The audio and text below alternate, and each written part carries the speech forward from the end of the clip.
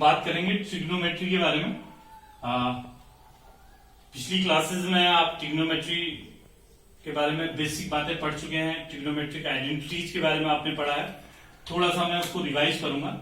Trigonometry का मतलब होता है ट्राइंगल ज्योमेट्री, यानी कि हम उस ज्योमेट्री की बात करें जो बेसिकली ट्राइंगल्स से रिलेटेड है और उसमें कुछ पर्टिकुलर फंक्शंस को हमने इंक्लूड कर लिया है जिनको हम ट्रिग्नोमेट्रिक फंक्शंस बोलते हैं। यहाँ पे जैसे हम अगर बात करें किसी भी ट्राइंगल के केस में, बेसिकली किसी राइट एंगल ट्राइंगल के केस में, if you have any right angle triangle, तो आपको मालूम है we have 6 trigonometric ratios, sine, cos, tan, cot, sec and cosec, ये आपने पढ़ा है। अगर आप इस एंगल को थीटा कह रहे हैं, ये 90 डिग्री है, तो in that case this is known as perpendicular, this is known as base and this is known as hypotenuse. और पाइथागोरस थ्योरम से आपने पढ़ा है हाइपोटेनियस का स्क्वायर इक्वल टू परपेंडिकुलर का स्क्वायर प्लस बेस का स्क्वायर। कोई भी दो आपको पता है तो थर्ड को आप निकाल सकते हैं। अब साइन थीटा की अगर मैं बात करूं तो that is perpendicular upon hypotenuse. Cos theta की बात करूं तो base upon hypotenuse. Tan theta की अगर मैं बात करूं तो that is perpendicular upon base. Cot theta की बात करूं तो कॉट जो है वो इस टेन का एक तरीके से रेसिप्रोकल होता है, तो this will be B upon P. Sec theta cos का रेसिप्रोकल होता है, तो it is H upon B. And cosec theta जो है वो साइन का रेसिप्रोकल होता है, तो this is H upon P.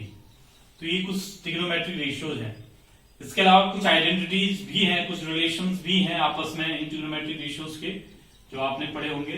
For example sine square theta plus cos square theta equal to 1, sec square theta minus tan square theta equal to 1, cosec square theta minus cot square theta is equal to 1।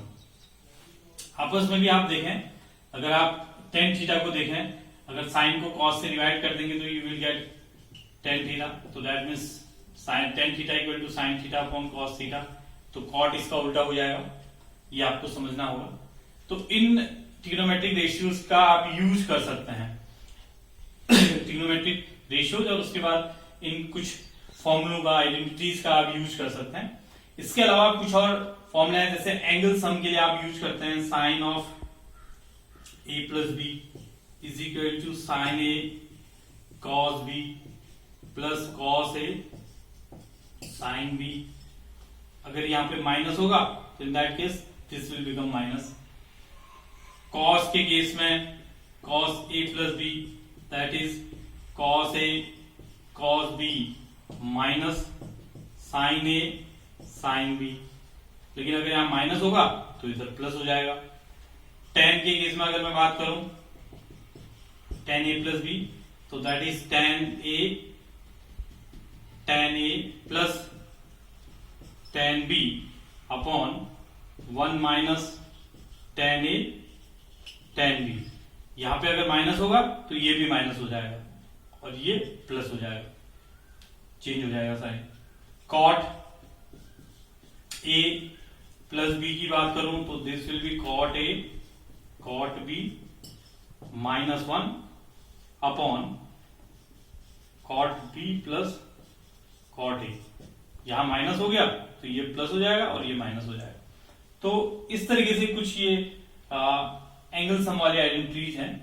इसके अलावा और कुछ identities हैं जो multiple angles वाली identities होती हैं, जैसे for example sine 2a cos 2a tan 2a sec 2a cosec 2a, तो सब के सब आप निकाल सकते हैं। जैसे कुछ एग्जांपल मैं आपको दे सकता हूं। Sine 2a that is 2 sin a cos a, और sometimes it is 2 tan a upon 1 plus tan square a। cos 2a is basically cos square a minus sine square a। थोड़ा और इसको सिंप्लीफाई करेंगे तो आप इसको लिख सकते हैं 1 माइनस 2 साइन स्क्वायर a। थोड़ा और सिंप्लीफाई करें, केवल कॉस के टर्म में निकालें तो आप इसको लिख सकते हैं 2 cos square a minus 1। tan की फॉर्म अगर लिखना चाहते हैं 1 minus tan square A upon 1 plus ten square a.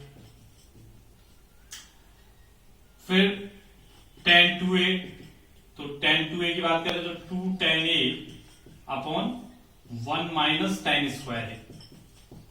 ये भी आपको याद होनी जरूरी है, क्योंकि आइडेंटिटीज अगर आपको पता नहीं होंगे तो आप क्वेश्चंस नहीं सॉल्व कर पाएंगे ट्रिग्नोमेट्री के अंदर। तो आइडेंटिटीज का आपको पता होना बहुत जरूरी है।